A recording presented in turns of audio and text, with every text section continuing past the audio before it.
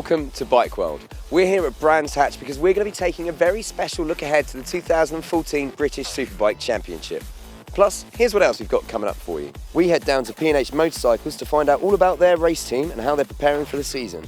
Plus, we have a brand new section of the show where we go and check out some of the coolest biking videos we've managed to find on the web. Welcome to a new section of the show, Bike World Sport, where we're going to be taking a look at anything to do with two-wheeled sporting action. And with the British Superbike Championship kicking off here with round one on the 18th of April at Brands Hatch, we thought what better time to come down and catch up with Race Director Stuart Higgs and find out what he thinks the 2014 season will have in store. And for those of you who may not be up to date with what goes on in BSB, here's a reminder.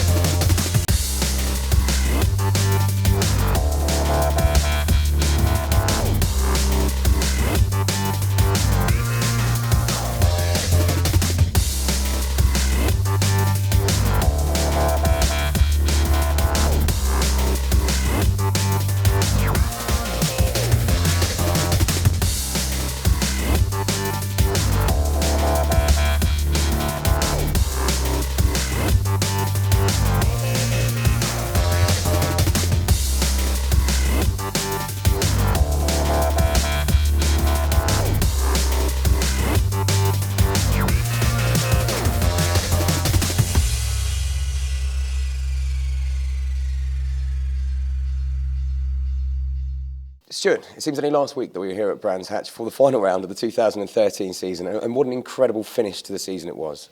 No, absolutely. I mean, it went down once again to the last lap of the last race of the year between Alex Lowes and Shane Byrne.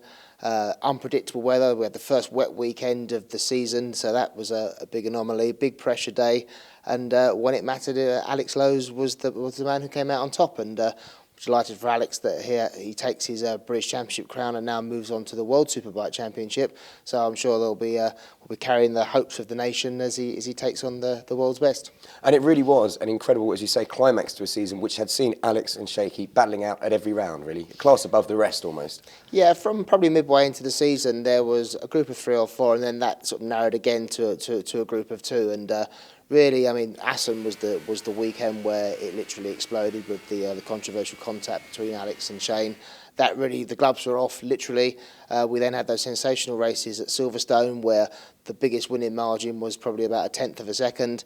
And then down to the 3-race final round at Brands Hatch where the weather did its best to sort of upset proceedings. Then we had that incredible situation in the second race of the weekend where Alex crashed on the first lap and then Shane crashed in sympathy 3 or 4 laps later. It was as if they both wanted to not win the championship, but all came down to that final pressure cooker of 20 laps in difficult conditions.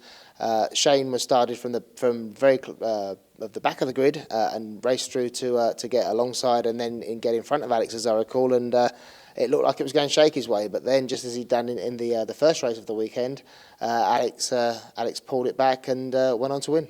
And it must be the race director's dream to have a series and the season come down to the final race and the final last couple of laps like that. Since 2010, when we started the showdown format, of course, everything's gone down to the final round. Keogh at Alton Park, when Tommy managed to sort of spectacularly crash in flames. Then 2011, who could ever forget that? Probably the greatest ever last lap of any motorsport series, with Tommy Hill defeating John Hopkins. Again in 2012, Shane beat Josh. And then the 2013 thriller we're talking about here. And well, you mentioned there as well, obviously, an incredible end to the season, but Alex has gone off now to World Superbikes. Got a few big familiar names coming back. Someone you just touched on there, John Hopkins, is going to be back on a Suzuki. Yeah, we're delighted to see John Hopkins back. I mean, I think his first appearance in 2011 really rejuvenated his career. I remember when he took his first win at Alton Park, it was early in the season. It was the first time he won a race in many years. Yeah, and of course it sees the return of the most successful British superbike rider of all time, Shaky Bird, aiming for that title again. After missing out last year, he's going to be more determined than ever this year, isn't he? Yeah, you would think so. I mean, he shows no sign of backing off. I mean, when you see the determination he had from the Silverstone round last year, where he had a big shunt in practice, could barely walk, barely get on and off the bike, yet two real gritty races and deliver when he needed to. There's obviously some continuity there for the third successive year with the same team, and that set against many other changes in teams might just give him a degree of comfort that will give him a bit of advantage. But saying that, you could argue it's given him maybe a bit of comfort that perhaps means he thinks that the others might not be ready for the first 2 or 3 races. So it's going to be fascinating. I think we've seen another raft of team and rider combination changes, and that always adds to the mix. Yeah, starting with Milwaukee Yamaha, I mean, big change for them with Josh Brooks. I mean, that was a surprise move. I mean, I don't think too many people saw that coming. Tommy Bryboy showed at the end of 2013 that him and that machine were perfectly suited. GB Moto have gone to Kawasaki as well. Big year for Ellison. I think really this is going to be the year he needs to do something, and certainly his team owner Mark Smith-Halverson has said, no, we've made the move, it's now or never basically. So big year for James. Now I think everywhere you look there's going to be some surprises, and we just expect it to be another unpredictable year.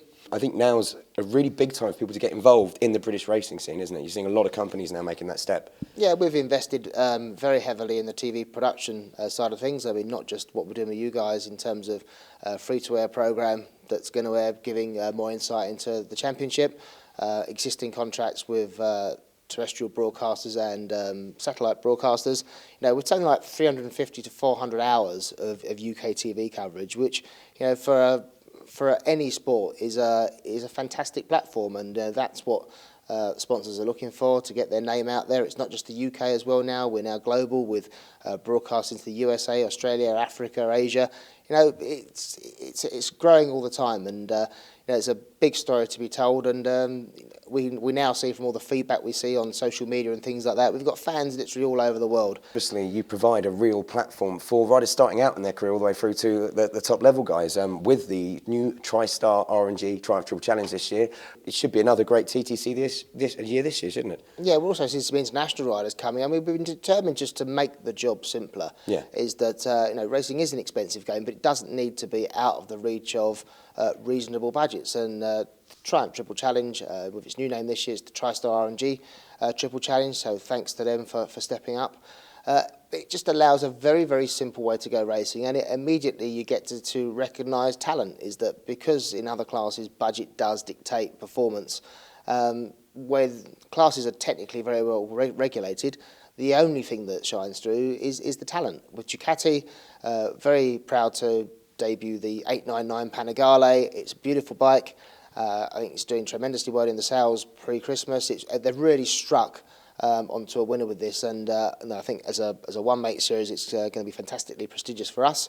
And again, makes a very easy way for good quality, sensible budgets, national championship racing, good promotion and TV around it.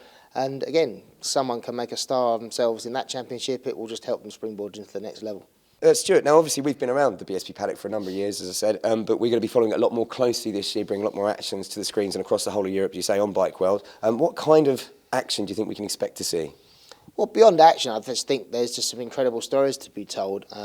It's easy to dwell on Superbike, but I think to go away from that, that's where you get some of the real stories that up until this point haven't been told as well as they could be. And you see riders and teams making tremendous efforts to put a team together, and when you appreciate the effort that goes into it, I think that's when the on-track side of things becomes an even more deep appreciation. Using motors and your European reach, I think it's a great story to be told. So I'm just looking forward to giving you guys as much access as you need, and telling the story to an informed audience. As Stuart Higgs mentioned earlier in the show, there is a brand new format to Ducati Series this year in the British Superbike Championship. We thought we'd head down to our local dealer and race team, P&H Motorcycles, to find out how their preparations are going for the 2014 season.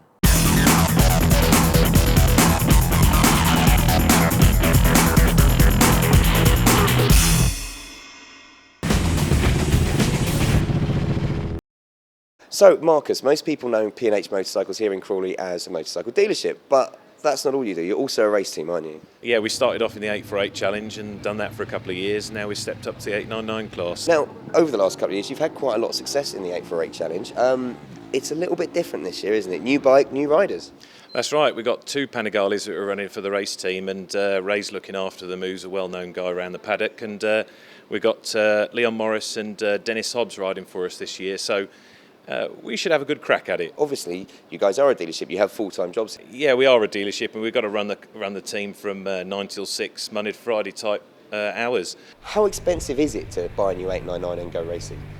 Well, the cost of the bike for the road is £12,500 plus your on-the-road charges. So it's a fairly reasonably priced bike, but Ducati have tried to encourage people to move from the 848 class to the 899 class by giving very generous support towards people who've already raced in the 848 with an extra incentive of the price to get on the road and start racing. The cracking deal that Ducati offered before the end of last year, and they're continuing the low rate finance, which just means it's just so reasonable to buy, and you can have a bit of a bit of top design motorcycle in your garage for not a lot a month. Fair play. Well, with that in mind, I do know that Ray has got a couple of 899s in the workshop. I think we should go through and find out exactly what he's doing to them. Yeah, you should.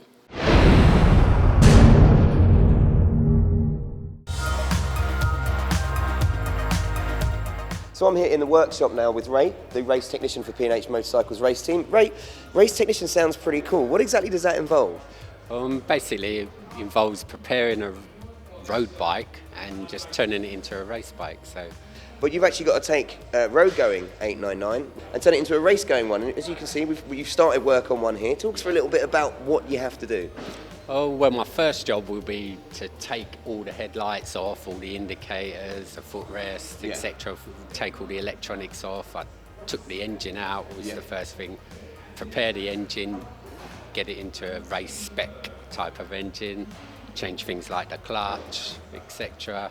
And then put it back together again, and this is at the stage of just going back together now. So this has had most of the work done, new clutch. And with the engine, I mean, are you allowed to make any major changes, or is it just a case of uprating the stuff that's on there to give it higher tolerances to the race stresses? Yeah, it's mostly tolerances. We've got rules, so we have to stick to them rules with the engine. Okay, now how much lighter will the race bike be than the road bike? Hopefully, we've also got rules and a limit for that. Yeah. So there is certain things that we're allowed to do. It takes quite a long time being a new bike because the parts are not available at the moment. So we have to try and track down the parts, and we have to do a lot of measuring for things like brake lines, etc. And we measure them, send it off to companies which then make it for us. Yes. I.e. like the clutch, that's not a Ducati part that's available off the shelf. Well, listen, I know you've only got literally 6 weeks to kind of get this finished, and all the other jobs you have to get done. So we'll let you crack on, my friend. But thank you for giving us a bit of background about what a race mechanic does. Brilliant, thank you.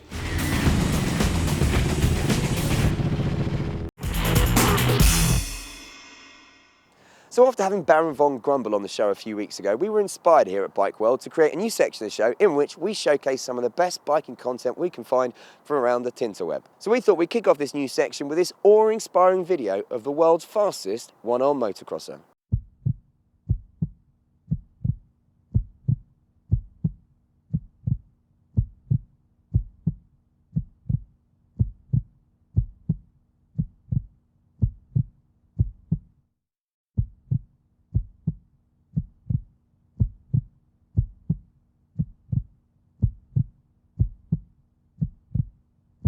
My name's Craig Parks, and for some reason I go one-arm motocross riding. Don't ride road bikes, my motor sticks to the dirt, it's a bit softer when you come off.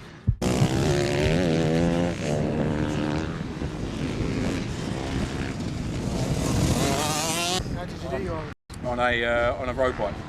I had a RS 250 Aprilia, come around a bend at 90 mile an hour one day, around a left-hand bend. and lost the back end of it, and then went sliding through a Armco barrier and took my arm clean off and put a pin in my leg and a few screws in my thumb. So bashed myself up pretty good that day, but I could have been a foot, if I was a foot to the right, it would have been up between my legs, so I know I'd rather lose. Yeah, I can't imagine it being a CrossFit. No, that's it, yeah. You get a strap on, that'll probably be alright. Brilliant. Yeah, so that's me, let's go riding out with that. So, dedication to get back on the bike. Around there. Got the pressure on now, I have to go quick. It's like a factory piece of equipment on your. Did you make that? Yeah. No, this a guy called William Craig from prostheticarm.com, and he's mad into his mountain bike, a Canadian guy. Hence the rear mountain bike suspension in the arm, and yeah, he built this arm, and I just see it online, and paid a bit of money for it. Got this bit made up at home, and then bolted that on. Best money I've ever spent in my life. Godsend, you know. It gets me out riding again. So, but this is basically how I ride. I put that string across there. That clips in. I've got this hand sorted out. Throttle, front brake, and clutch, everything on the one side. So I just clip myself in. That stays in there. That's not going anywhere all the time. That's down there. It's just like an air hose socket. As soon as that comes back, the arm can come out, and then that's it. I'll grip on with that. Put my glove on that side. It's a bit swollen up after being pumped up after a session, and then your throttle, front brake, clutch that side. And then if you go to get in, if you ride around like that, and if I go to get in trouble and I come away from the bike, and that just pulls and releases out. So that comes with glove, comes with me, and then obviously the bike goes a separate way. That's the plan anyway. Until the string snaps, and then you're in trouble, and then you're getting dragged down the track with it, which has happened once before. It starts with an itch and a tingle, and then it builds and expands. And suddenly, all at once, my legs won't let me stand. I scratch till my fingers go numb, but my skin never bleeds. A silent accomplice waits and feeds when I'm asleep. Something that lives inside me, I promise I never let it end. Oh,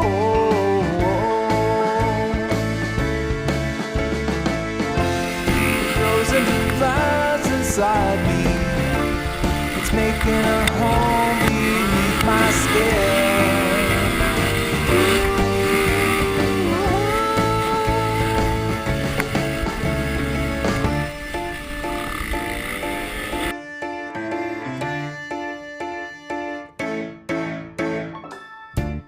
Seeds have been buried deeply, the roots are in place. It's blotting the sun and it's dark in my days. I'm taking it all for granted, now it's too late. There's nothing that's left to do but wait. Something that lives inside me, I promise I never let it end.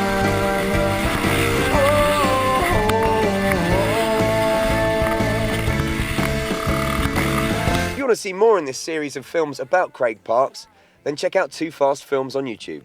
Ever wonder what it would be like to take a Ducati Panigale around Manchester Airport at night? No, neither have I.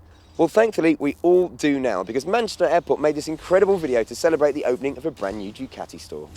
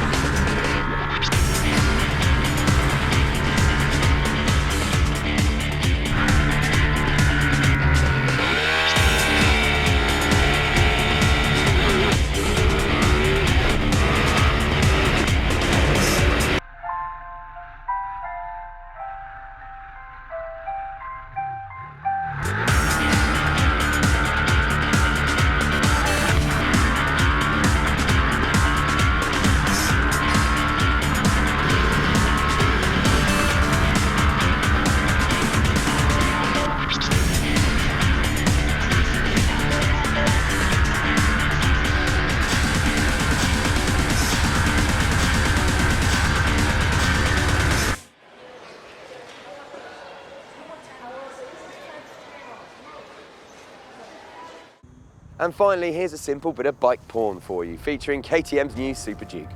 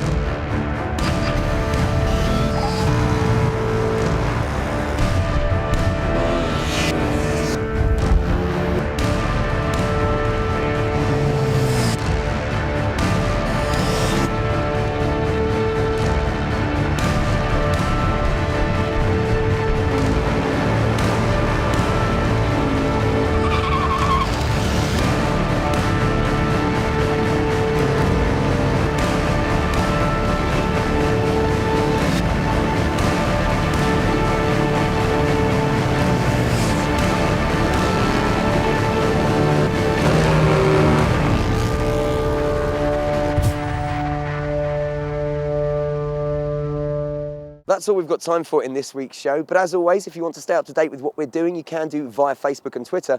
And don't forget you can catch previous episodes of the show you may have missed and loads of extra content on our website, bikeworld.co.uk.